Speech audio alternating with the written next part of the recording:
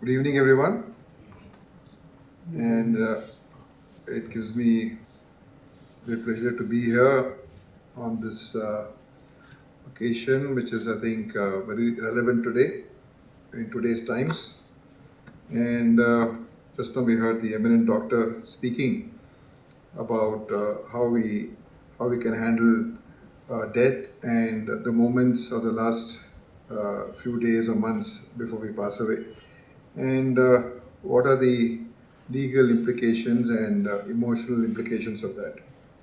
And this is something that uh, when I became the health minister of Karnataka and we started looking at this, there were some few people who came to us, I think from Karnataka, they are here, and they are very much into palliative care, and they had a discussion with us about a year and a half back, maybe a year and a half back, on this particular issue of how we need a legalized legalized methodology to see that this can be done in a proper manner.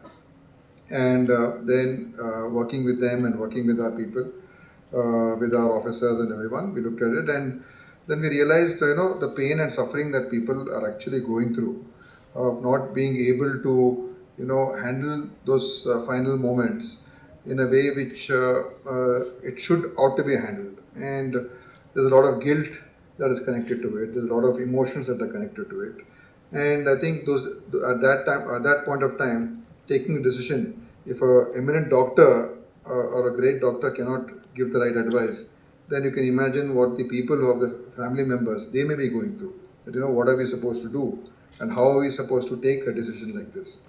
So then, based on that, we looked at it, and I think I'm happy to say that we were able to come out with clear-cut policy on this. I think Karnataka is the first state in the country that came out and implemented the Supreme Court order of having a legalized will and the advanced medical directive that can be executed by a living person who is of clear sound and mind of sound mind and body.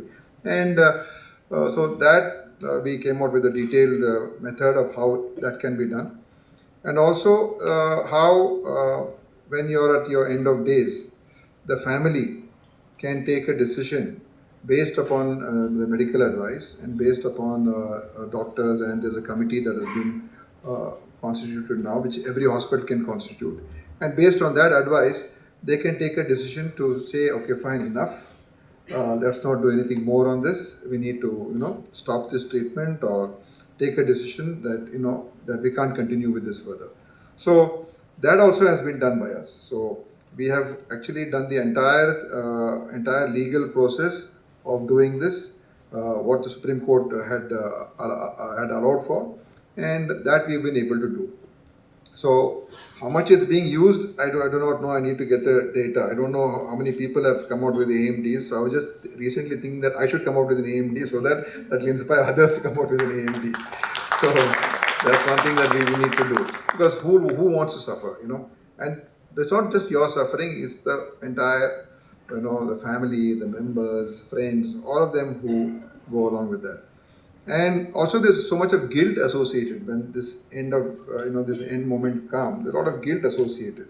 My own brother, he had a aneurysm, and then he just collapsed one day, about almost now 12, 13 years back, and then he was brain dead, and literally we all knew that there was no way forward.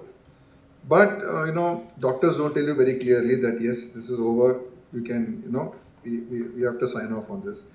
Or even the family members also don't want to. His wife and his daughter, everyone was there. So they don't want to, because there's a sense of guilt that how can I say this? How can I do this? And if I do it, am I actually, doing something bad or doing something really sinful to my beloved?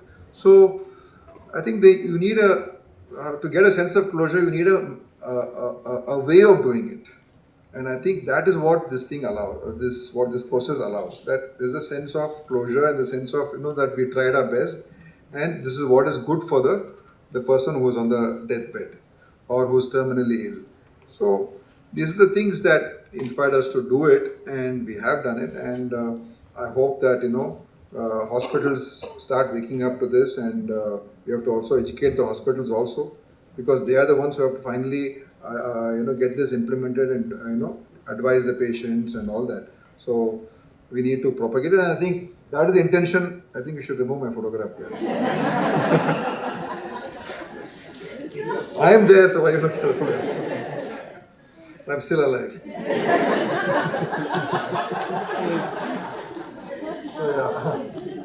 So the Death Literacy Festival, I think, is there to.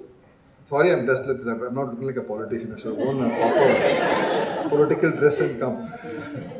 So that is the intention of this festival, is what I assume, and what I had a discussion earlier. This is the intention, that make people aware of this, that not just the family members, but medical professionals, people who are in the system, they also need to be aware of this, and they need to know about this, and everyone should start talking about it. And rightfully, I think I don't want to add more than what the doctor said, that we need to speak about this, discuss it, and it should become a part of a conversation when such situations emerge. When someone is seriously ill, terminally ill, or there's little or no hope of getting through any sort of intervention. So I hope that this Death Literacy Festival is really something which is pioneering, and it will add to this discussion, and normalize this process, and see that people suffer less. That's the end thing that we want, and the end result that we want. So I wish this festival all the best, and whatever from my side, we have come up with the policy, but we can look at it again and then see how it can be taken forward, and how it can become actually implementable, or if there's any other roadblocks, how we can remove that.